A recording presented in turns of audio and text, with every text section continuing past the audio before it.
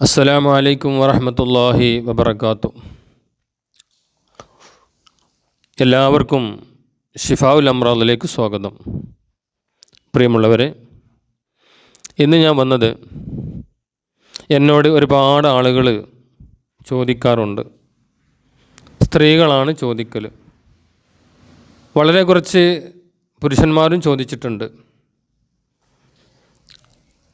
സ്ത്രീകളിൽ ചില ആളുകളുടെ മുഖത്ത് കണ്ടുവരുന്ന ഒരു രോമ വളർച്ച, പുരുഷന്മാരെ പോലെ ചെറിയ രീതിയിലുള്ള മീശയും താടിയും വളർന്നു വരിക, രോമങ്ങൾ വളർന്നു വന്ന് അത് കാണാൻ ഇഷ്ടപ്പെടാത്ത രൂപത്തിൽ വളർന്നു വരികയും ചില ആളുകൾക്കത് റിമൂവ് ചെയ്യുകയും ചില ആളുകൾ പല മരുന്നും ഉപയോഗിച്ചിട്ട് മാറാത്തവരുമുണ്ട്.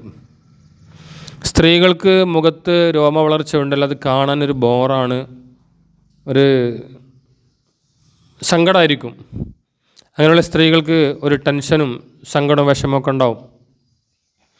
അപ്പോൾ അങ്ങനെയുള്ള ആളുകൾക്കുള്ള ആ മുഖത്തുള്ള രോമ വളർച്ച മാറാൻ, ആ മുടി കൊഴിഞ്ഞു പോകാൻ, അതിനുള്ളൊരു മരുന്നുമായിട്ടാണ് ഇപ്പോൾ ഞാൻ വന്നത്. അപ്പോൾ നിങ്ങളെല്ലാവരും എൻ്റെ വോയിസ് ഫുള്ളായി കേൾക്കണം കേട്ടോ. മാത്രമല്ല, ഞാനിവിടുന്ന് ഓരോരോ സൈഡ് എഫക്റ്റ് ഇല്ലാത്ത ഖുർആനിക, ആയുർവേദ, നല്ല നമ്മുടെ വീടുകളിൽ ഉപയോഗിക്കുന്ന നല്ല നല്ല ടിപ്സുകൾ, അത് അപ്പോൾ നിങ്ങൾക്ക് കിട്ടണമെങ്കിൽ എൻ്റെ ഈ ചാനലൊന്ന് സബ്സ്ക്രൈബ് ചെയ്തോളിട്ടോ. മാത്രമല്ല, നമുക്ക് ഉപകാരമല്ലേ, മറ്റുള്ളവർക്ക് ഷെയർ ചെയ്ത് കൊടുത്താൽ അതിൻ്റെ കൂലി നമുക്ക് കിട്ടും ഇൻഷാ അല്ലാഹ്. അപ്പോൾ അങ്ങനെയുള്ള ആളുകൾക്കുള്ളൊരു മരുന്ന്, നമ്മൾ വീട്ടിലുള്ള ഒരു ചെറിയ ബൗളെടുത്ത് അതിലേക്ക് ഒരു സ്പൂണ് പേസ്റ്റ് വെളുത്ത പേസ്റ്റാണ് നല്ലത്, വെളുത്ത പേസ്റ്റ് ഒരു സ്പൂണ് ബൗളിലേക്കിട്ട്, അതിനുശേഷം ഒരു സ്പൂൺ ഉപ്പും ഒരു സ്പൂണ് പഞ്ചസാരയും ഒരു സ്പൂണ് നാരങ്ങ നീരും ചേർക്കുക. ഇത് നാലും കൂടി നല്ലോണം മിക്സ് ചെയ്യാം.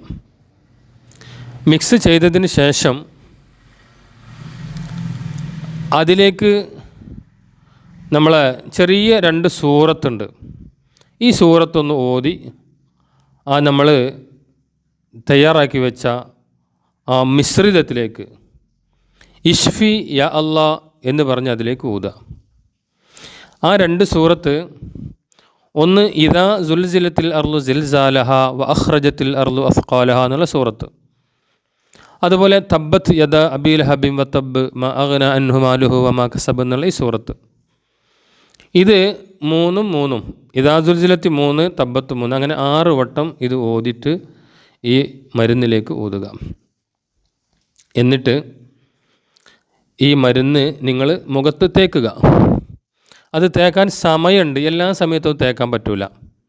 അത് തേക്കേണ്ട സമയം നമ്മൾ രാവിലെ സൂര്യൻ ഉദിക്കുന്നതിന് മുമ്പായിരിക്കണം ഏറ്റവും നല്ലത്, അല്ലെങ്കിൽ വെയിൽ ചൂടാകുന്നതിന് മുമ്പ് രാവിലത്തെ സമയം അതാണ്. വൈകുന്നേരം സൂര്യൻ അസ്തമിക്കുന്നതിന് തൊട്ട് മുമ്പ് വെയിൽ ആറിയതിന് ശേഷം ഈ മിശ്രിതം മുഖത്ത് തേക്കുക. തേച്ചിട്ട് ചെറിയ ഈ ചൂണ്ടുവിരൽ കൊണ്ടൊന്നിങ്ങനെ അപ്ലൈ ചെയ്ത് കൊടുക്കുക, ഒന്നിങ്ങനെ ഒരതുക, ഒന്നിങ്ങനെ അമർത്തി അപ്ലൈ ചെയ്യാം. അങ്ങനെ കുറച്ച് നേരം, 1 മണിക്കൂറോളം അല്ലെങ്കിൽ 2 മണിക്കൂറോളം ഇത് നമ്മുടെ മുഖത്ത് വെച്ചിട്ട് പിന്നെ അതിന് ശേഷം സാധാരണ വെള്ളത്തിലോ തണുത്ത വെള്ളത്തിലോ കഴുകി കളയുക. ഇനി രാത്രി ഉറങ്ങാൻ സമയത്ത് വേണമെങ്കിലും തേക്കുക. അപ്പോഴും വെയിലും ചൂടുമൊന്നും ഇല്ലാത്തൊരു സമയമാണ്. ഉറങ്ങുന്ന സമയത്ത് ബുദ്ധിമുട്ടില്ലെങ്കിൽ രാത്രി കിടക്കാൻ സമയത്ത് മുഖത്ത് തേച്ച് കിടന്നുറങ്ങാം, രാവിലെ എഴുന്നേറ്റ് കഴുകാം, അതിനും കുഴപ്പമില്ല. ഇനി ഈ മരുന്ന് നല്ല രീതിയിൽ നിങ്ങൾ ഉപയോഗിക്കുകയാണെങ്കിൽ നിങ്ങളെ മുഖത്തിന് ഇൻഷാ അല്ലാഹ് നല്ല മാറ്റം കിട്ടും. അതുപോലെ തന്നെ മറ്റൊരു മരുന്നും കൂടി പറഞ്ഞുതരാം. നമ്മൾ സാധാരണ വീട്ടിലുണ്ടാകുന്ന പച്ചമഞ്ഞൾ, അതുപോലെ പച്ച പപ്പായ, പച്ച തൈര് പറഞ്ഞാൽ പച്ച തൈര് കൊണ്ട് ഉദ്ദേശിക്കുന്നത് ഫ്രിഡ്ജിൽ വെക്കാത്ത തൈര്.